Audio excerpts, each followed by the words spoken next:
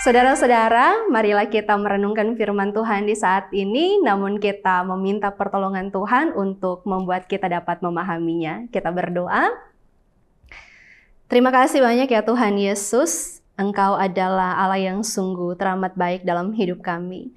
Kami bersyukur untuk kesempatan yang Engkau berikan, sehingga di saat ini kami akan belajar tentang kebenaran firman Tuhan. Kami ingin memahami setiap pesan-pesan di dalamnya, sehingga kami selalu dapat menjadi hamba yang taat setia hanya kepada Tuhan. Berfirmanlah kepada kami siap merenungkannya. Amin. Saudara-saudara yang dikasihi Tuhan, saat ini marilah kita membaca firman dalam kitab Kejadian 21 ayat 14 sampai ayatnya yang ke-17. Keesokan harinya, pagi-pagi Abraham mengambil roti serta sekirbat air dan memberikannya kepada Hagar. Ia meletakkan itu beserta anaknya di atas bahu Hagar. Kemudian disuruhnyalah perempuan itu pergi. Maka pergilah Hagar dan mengembara di padang gurun Beersheba.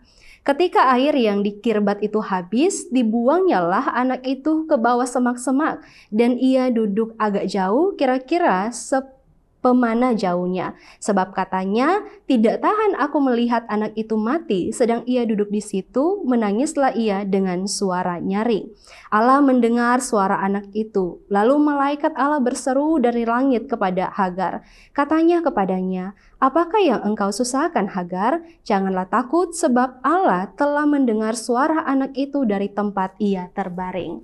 Saudara-saudara yang dikasihi Tuhan, ada ungkapan yang bilang sudah jatuh tertimpa tangga pula. Kira-kira inilah ungkapan yang paling tepat untuk menggambarkan ironi kehidupan dari Hagar.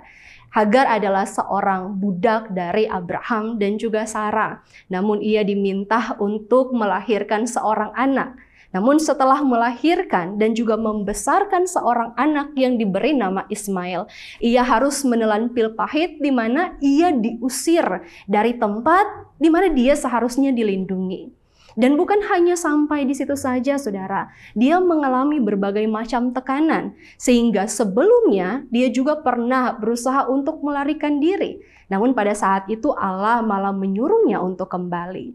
Tapi sekarang seakan-akan Allah tinggal diam tentang kesengsaraan yang ia alami, tentang ketidakadilan yang ia alami. Apalagi ia harus diusir tanpa perencanaan dan juga tujuan. Berjalan di padang gurun yang menyesakkan, hanya dibekali dengan roti dan sekirbat air. Ini tentu tidak cukup bagi dirinya dan juga anaknya Ismail. Sehingga firman Tuhan bilang, saking dia merasa sangat frustrasi dengan keadaannya, merasa sangat kelelahan, tidak berdaya, ia sampai membuang anaknya ke semak-semak karena tidak sanggup untuk melihat anaknya mati di depannya.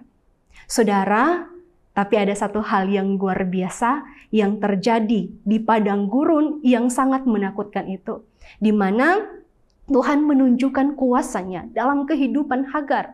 Ketika ia berteriak, menangis, menjerit, di situ Tuhan mendengarkan keluh kesahnya. Di situ Tuhan hadir untuk menguatkannya di tengah-tengah penderitaannya. Kadangkala kita berteriak, kadangkala kita menangis, menjerit, dan seakan-akan doa tidak terjawab, seakan-akan kita tidak punya jalan keluar.